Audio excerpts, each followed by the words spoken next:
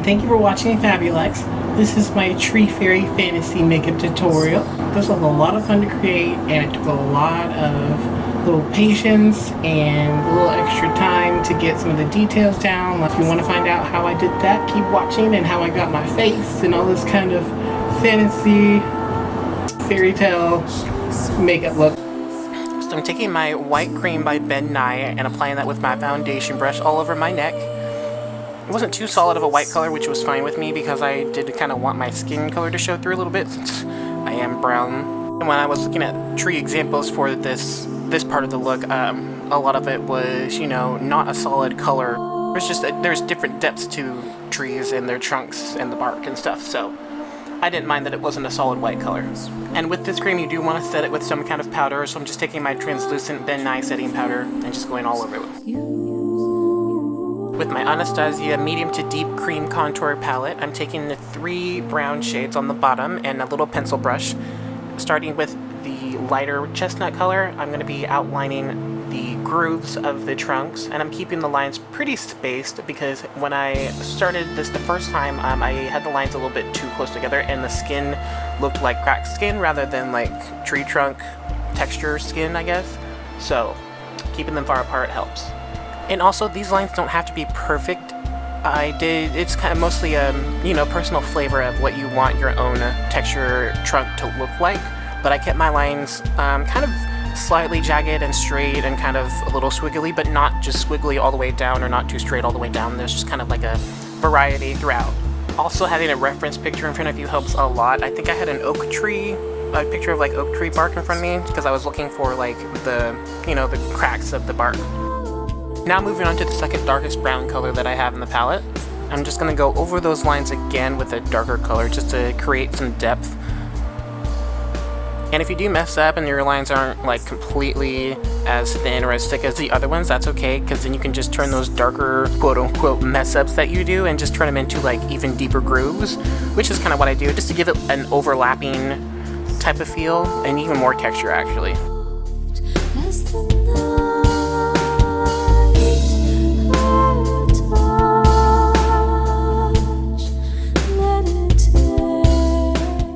I know this can take a little bit of time and be a little bit tedious doing your own kind of thing, freehand and stuff, but honestly, it was actually kind of meditating, and it's nice to just relax and just kind of paint. There was no real, like, end goal. I just knew I just needed to have it look like a trunk by the end of the time I was done, so I was like, no, just go with it, keep going.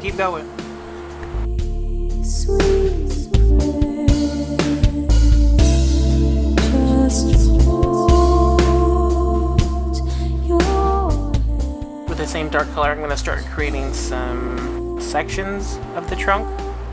And this is where you can get your lines to be as crazy and all kinds of weird as you want. It can go down, they can go sideways, they can go like halfway across. It's just whatever you want. And I felt like this helped add a little bit more life to the tree trunk.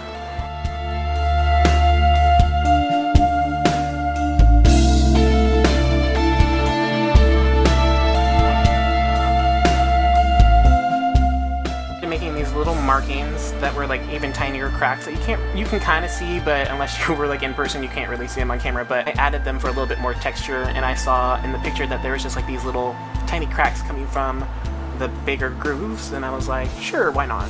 Throw them in there. And this was a really subtle switch of colors, but now I'm taking that darkest dark brown and I'm going sporadically into random, like, I don't know, dark places of the tree trunk that I had, those mess-ups, I guess, and I went over them again just to create even more depth, just get a little bit more shadows going on, and it's kind of whatever you want to do with that. Just kind of put it wherever your little fairy heart desires.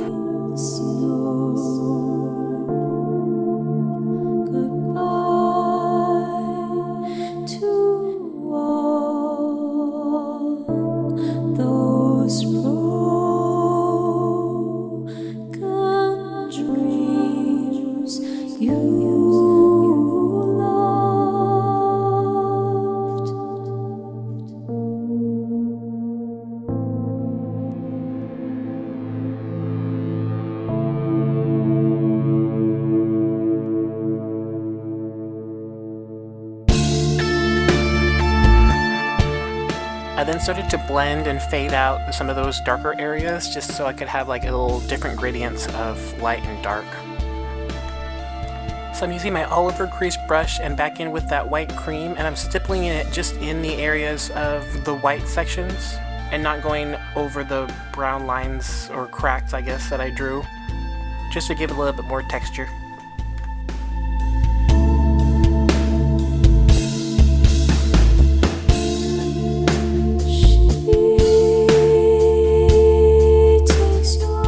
I'm using this tiny flat brush by Kingslake and just a little bit of black eyeshadow in very, very small places. You don't want to use too much black eyeshadow with something like this because it can go just black lines really quick, and I wanted to keep them just really brown and really neutral. So I just kind of used it more to deepen the outer edges of some of the cracks and just kind of give a little bit more definition in life, but not too much.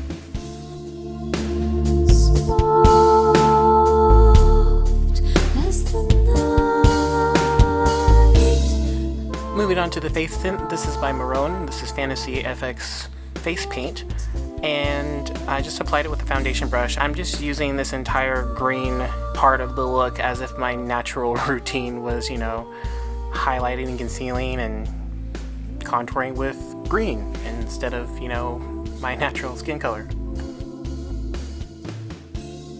Benefit of taking this off later that night was I did kind of have like a green undertone, so when the next day I put on my foundation I was like, hey, no redness anywhere.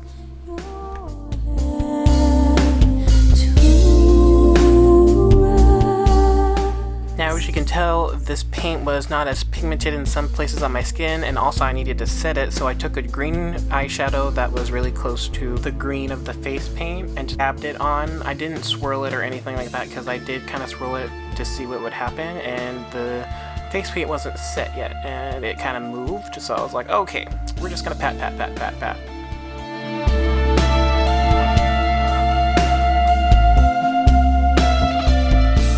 Using my Real Techniques contour brush and this frog green, I guess I like to call it, maybe lime green is more appropriate, but it's just a brighter green that I use to highlight under my eyes and my other places that I like to highlight my face. So the highest points: cheekbones, nose, chin, cupid's bow, and forehead.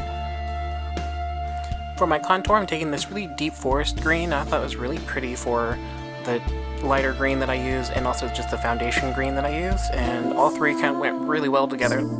Just apply it, just go with it. And most of these eyeshadows just had to be like kind of patted. This dark green was able to be blended a little bit easier than the rest of them, but they all took a little bit more extra love.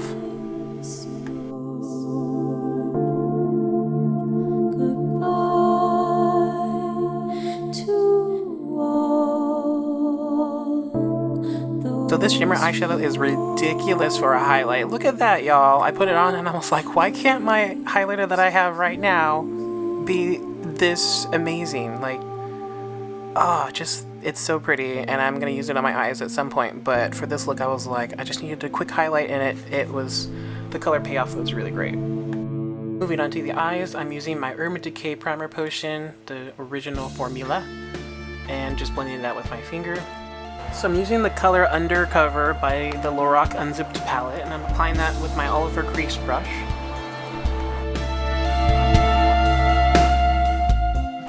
Next, from the Morphe palette, and that first light green that I used as like a concealer, I guess, for under my eye, I'm using my Real Techniques tapered crease brush, and I'm applying that all over my crease area, and I'll kind of wing it out a little bit too. Next, I'm using this flat crease brush by Urban Decay and applying that really dark forest green just above my crease line, just so that when I open my eyes you can still see a little bit of the dark green underneath. And I'll wing that out as well, and then I'll take my tapered crease brush and blend it out. Just blend out the edges, not too hard, but just so that there's a nice transition of colors. I went back and added just a little bit more of the dark green, just feathered it out. With the same brush that I used to apply the black eyeshadow on the bark area of this makeup, I'm applying black eyeshadow just a little bit on the outer part of the crease, just so I can get a really nice defined cut crease when I apply some really light green eyeshadow on the eyelid. once I have the black eyeshadow where I want it, I'll kind of flick it up just slightly so it blends into the dark forest green a little bit. And then later I'm taking a Urban Decay fluffy brush and I just blend out the edge just a little bit so it's not so harsh.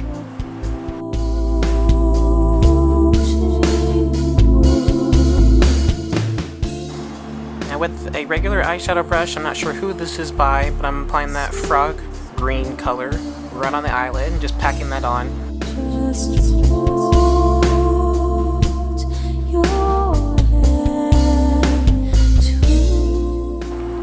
For my brow bone and the inner tear duct area, I just took the same highlight that I applied on the highest points of my face. And then to finish up the eyes underneath, I took the frog green color and the forest green color and I mixed them together and just applied it with the Urban Decay fluffy brush.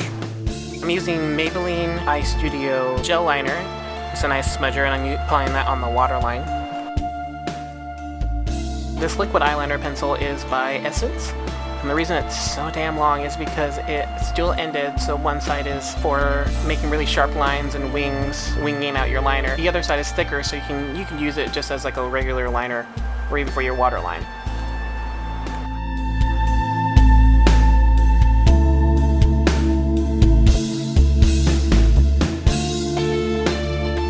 This mascara is by NYX Cosmetics, and it's called The Real.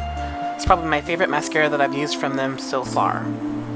This is another jumbo eye pencil by NYX. This one is called Rocky Mountain Green, and since I didn't have a green lipstick at the time, I decided to use this instead, and I applied it with a different Urban Decay flat brush. And this is actually an eyeliner by NYX called Emerald, and that's what I used to kind of create almost a leafy lip type of thing going on. That's what I was imagining that this was. And the way I did the lines was I made them longer in the middle of my lips and then shorter as it went out towards the outer corners. This part was completely stylized and it's whatever you want to do. I just wanted to have a leafy lip going on, so that's what happened. I guess for this character's story, I imagined that she was a regular fairy at some point, but then she got lost in the woods and she decided that she was going to use her resources and just be independent, and nature took a hold of her and wrapped its arms around her. And flippity floppity floop, you got yourself a little tree fairy recipe. I might have had some leftover conditioner in my hair, but I definitely slept on my braids the night before so I could have some nice wavy locks for this look. I was hoping it'd be a little bit more crazy, but you know, it's whatever.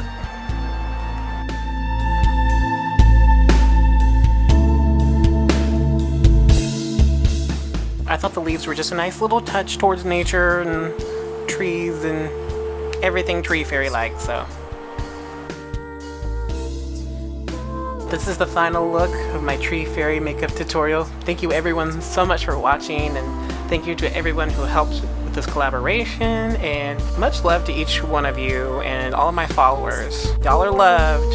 And don't forget to subscribe, and don't forget to like my videos. It just lets me know that I'm doing something right. Much love, everybody.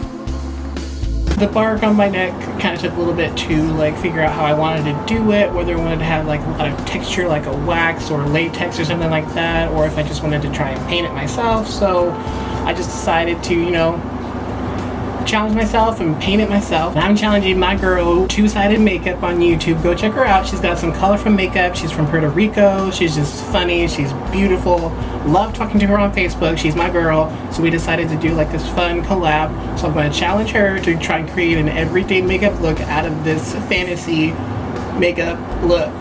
Girl, you have fun with that. I'm excited to see what you're going to come up with. So that's this tutorial. It's actually pretty straightforward, pretty simple. It just takes a little bit of time and patience, but that's okay. Enjoy watching and stay beautiful inside and out, even if you are green on the outside. It's because I'm green, isn't it?